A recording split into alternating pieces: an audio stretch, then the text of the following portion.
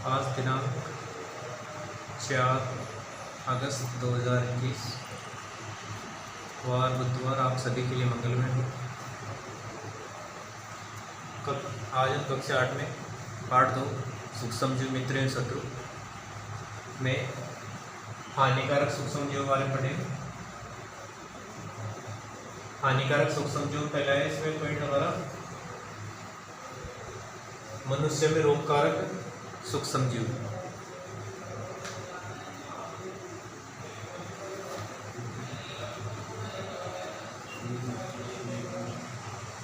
कई सूक्ष्म जीव हैं जो मानव में रोग उत्पन्न करते हैं। जीवाणु, विषाणु, कवक, प्रोटोजोआ, कृमि, इन सभी से हम रोगग्रस्त होते हैं। ये रोगाणु मानव में कैसे प्रवेश कर जाते हैं? मानव में ये जो रोगाणु, तो वे सूक्ष्म जीव जो मानव में रोग उत्पन्न करते हैं, वे सूक्ष्म जीव जो मानव में रोग उत्पन्न करते हैं, रोग जनक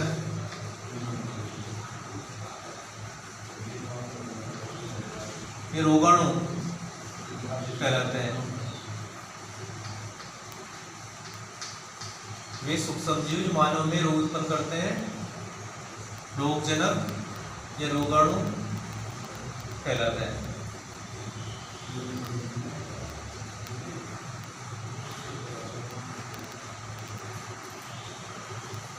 मानव में रोगाणु कैसे प्रवेश करते हैं? ये रोगाणु जल के माध्यम से, ये वायु के माध्यम से,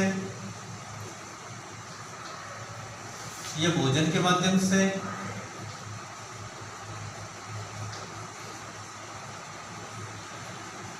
या कायिक संपर्क के द्वारा,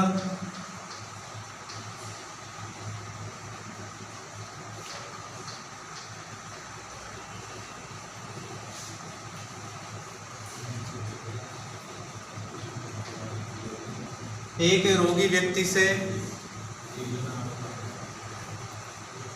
दूसरे स्वस्थ व्यक्ति में प्रवेश कर जाते हैं।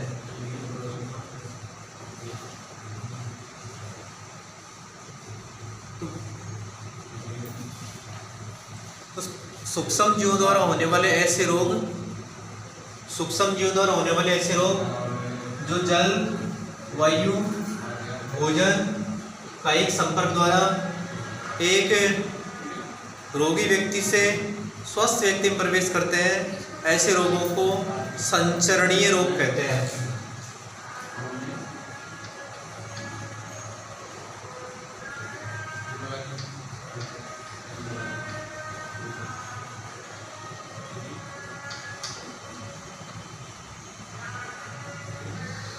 ये संचारी रोग इनको कहते हैं। तो सूक्ष्म जीवों द्वारा होने वाले ऐसे रोग जो जल, वायु, भोजन, कायिक संपर्क द्वारा एक स्वस्थ व्यक्ति से, वो एक रोगी व्यक्ति से स्वस्थ व्यक्ति में प्रवेश कर जाते हैं, ऐसे रोगों को संचरणीय रोग कहते हैं। संचरणीय रोगों के उदाहरण है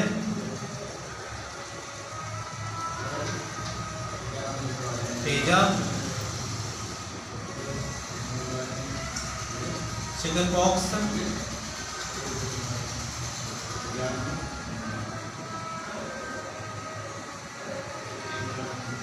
हेपेटाइटिस,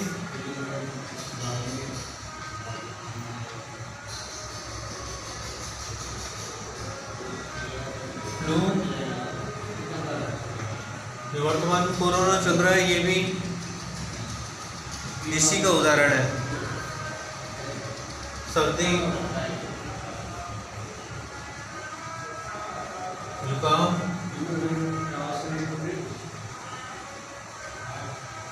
खांसी, ये संचरणीय रोगों के उदाहरण है।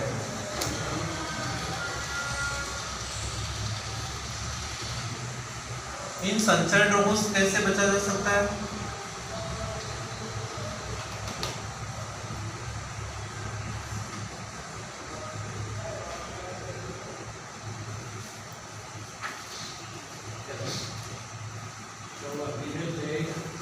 संचरण रोगों से बचने के लिए रोगी व्यक्ति को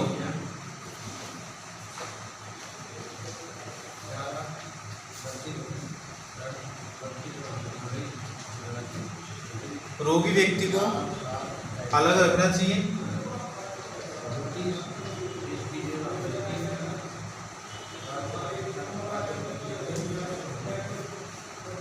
साधारणतः खांसते छींकते समय रुमाल का उपयोग करना चाहिए।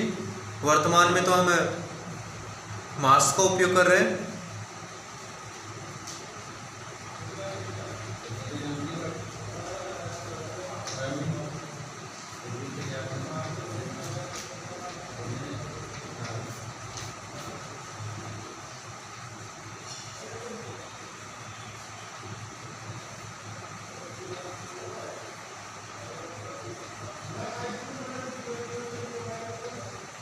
फिर खांसते छींकते समय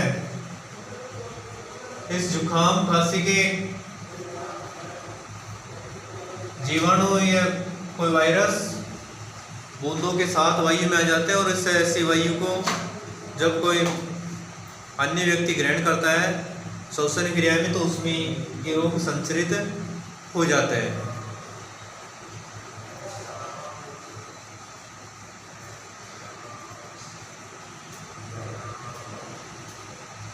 कुछ ऐसी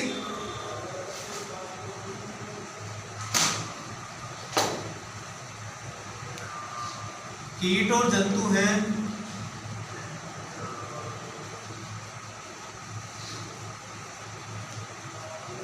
जो रोग वाहक का कार्य करते हैं।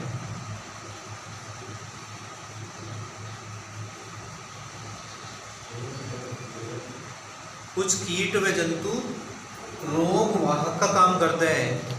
एक स्थान से दूसरे स्थान तक इन सूक्ष्म जीवों को स्थानांतरित करते हैं, यानी एक व्यक्ति से दूसरे व्यक्ति में इनको पहुंचाने काम करता है। जैसे घरेलू मक्खी,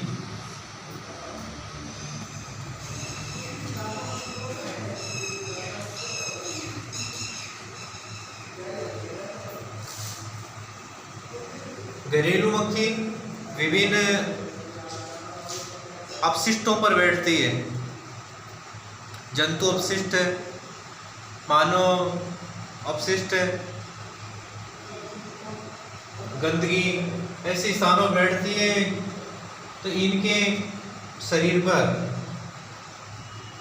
ये सूक्ष्म जीव लग जाते हैं और ये सूक्ष्म जीव इनके शरीर के द्वारा जब ये मक्खी हमारे खाद्य पदार्थों पर बैठती है, भोजन पर बैठती है, पीने वाले पदार्थों पर बैठती है, तो ये सूक्ष्म जीव मक्खी से उनमें स्थानांतरित हो जाते हैं और ऐसे पेय पदार्थ को या भोजन को जब हम लेते हैं तो ये रोग हमें संचरित हो जाते हैं और रोग होने की संभावना बहुत अधिक बढ़ जाती है। तेजा इसी तरह फैलता है, इसी कारण फैलता है। ऐसे मादा एनोफ्लीज मच्छर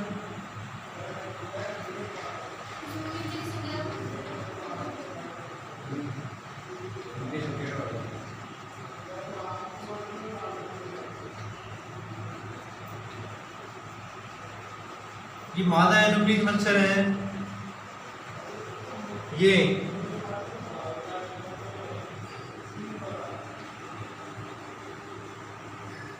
प्लेज्मोडियम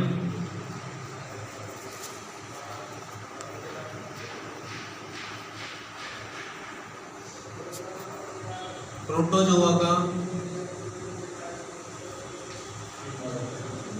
वाहक है। इस प्लेज्मोडियम प्रोटोजोआ के कारण मलेरिया रोग होता है।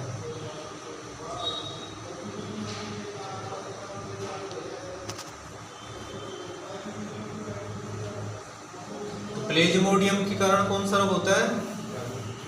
मलेरिया रोग। और इस प्लेज्मोडियम का वाहक कौन है? मादा एनोफ्लीज मच्छर।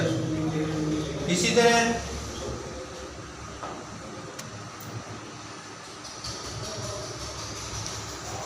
एडीज मच्छर,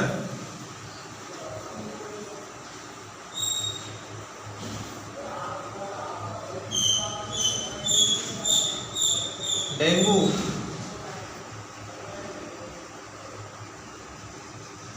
वायरस का वाहक है। एडीज मच्छर डेंगू के वायरस का वाहक है, जिस कारण डेंगू रोग होता है।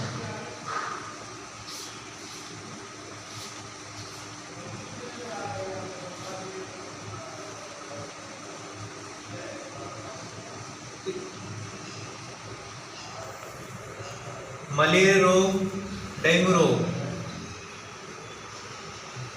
ये मच्छरों के काटने से होते हैं। तो मच्छरों को नियंत्रित करके हम इन रोगों को नियंत्रण कर सकते हैं। ये कैसे कर सकते हैं?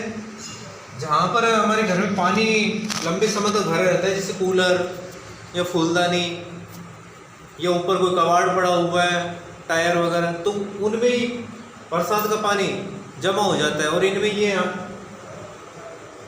डेंगू, ये एडीज मच्छर, एनोफ्लीज मच्छर, ये अंडे देते हैं और इनकी संख्या बढ़ती है। तो यदि उस पानी को हम समय समय पर साफ करते रहें, कबाड़ को एकत्रित न होने दें, उस कूलर के पानी को समय समय पर साफ करें, तो ये मच्छर अपनी संख्या नहीं बढ़ा पाएंगे, प्रजनन नहीं कर पाएंगे और इन रोगों से हम बचे रहेंगे। मानव में होने वाले कुछ रोग हैं,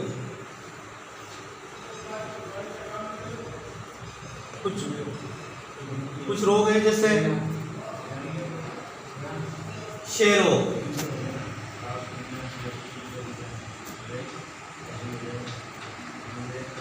इसको टीबी भी बोलते हैं,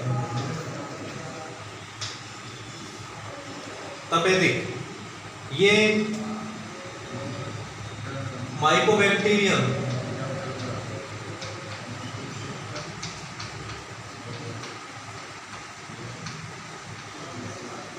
ट्यूबर क्लोसिस जीवाणु से होता है और इसका संचरण वायु के द्वारा होता है।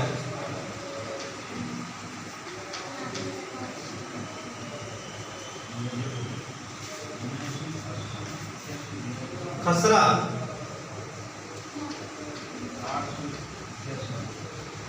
या मिजल्स,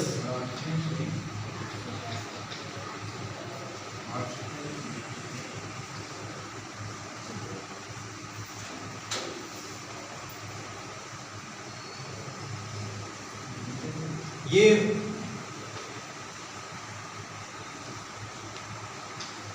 रूबेला वायरस के द्वारा होता है, वायु के द्वारा इसका भी संचरण होता है। चिकन पॉक्स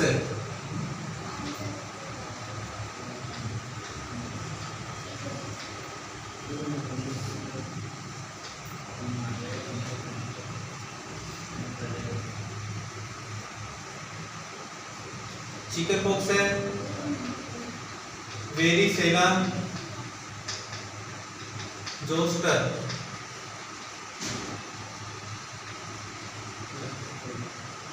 वायरस के कारण होता है। वायु और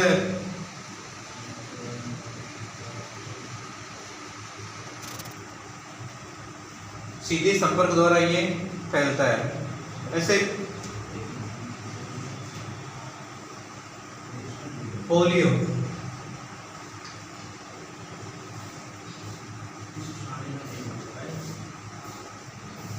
पोलियो वायरस के द्वारा होता है।